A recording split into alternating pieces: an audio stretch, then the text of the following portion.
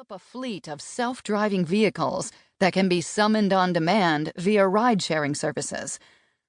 For GM, the tests are about more than just building customer acceptance.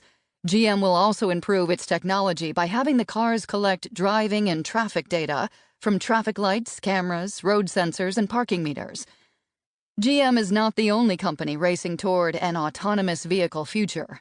In February 2017, Ford announced that it would invest $1 billion throughout a 5-year period in Argo AI, a Pittsburgh-based company with top leadership from Carnegie Mellon, Google, and Uber.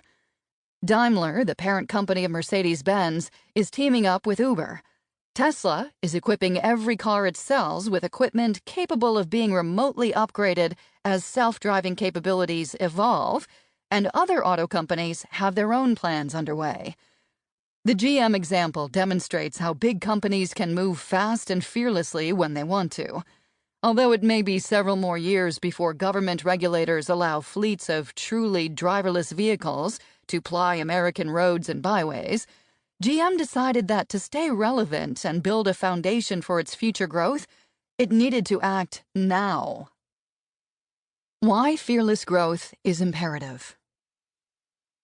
When you are in the midst of a fast-changing business environment, as automakers now are, it's easy to let the risk and uncertainty slow you to a crawl. Customer behaviors and preferences are shifting quickly.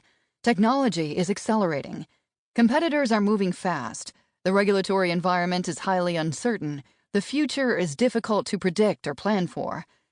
Taking the auto sector as an example, we see that consumer values and habits concerning transportation have changed more in the last 5 years than in the last 50 years. When I was growing up, teens wanted their driver's licenses the day they turned 16. Having a car meant independence, freedom, friends, adventure, privacy, and power. Surprisingly, only 27% of 16-year-olds in the United States today have their license. And all around the world, the trend is similar. People begin driving later, or not at all. What's driving this change in driving habits? When asked why they had not yet gotten a driver's license, 57% of non-driving 18 and 19-year-olds said they were too busy, and 22% said they did not intend to get a license, ever. What? A teenager who does not intend to get a driver's license? Ever? This would have been unthinkable a generation ago. Needless to say, this trend has the automotive industry worried, very worried. Americans currently spend more than $2 trillion each year on products and services related to car ownership. Everything from purchasing the vehicles themselves to spare tires, oil changes, insurance, auto finance, repairs, and so on. Fewer drivers translates into lower profits for these companies. Ride-sharing services such as Uber and Lyft and car-sharing services like Zipcar, Car2Go, Turo, and BMW's Reach Now service have made car ownership an option, not a necessity. Daniel Ammon, president of GM, summarized the shift he sees. There are large groups of customers out there that want to have the convenience and access to a car when they need it, but don't want to have the hassle of ownership. When the ground is shifting beneath your feet, with rapid changes in customer needs, technology, regulations, and the like, you need to act fast. You need to be adaptable, ready for anything.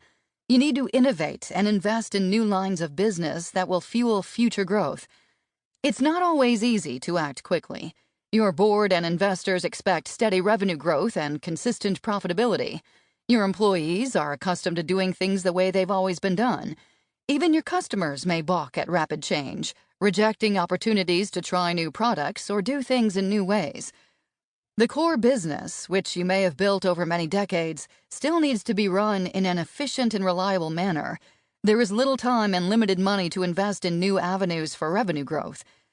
The tension between doing what you are good at, what you know how to do well, and charting new territory is profound. We avoid admitting fear in a corporate setting, but it's reasonable, rational, and natural to be fearful when your core business is under threat of disruption, when customer attitudes are changing at an extraordinary pace, or when you cannot predict or control the changes in your business environment.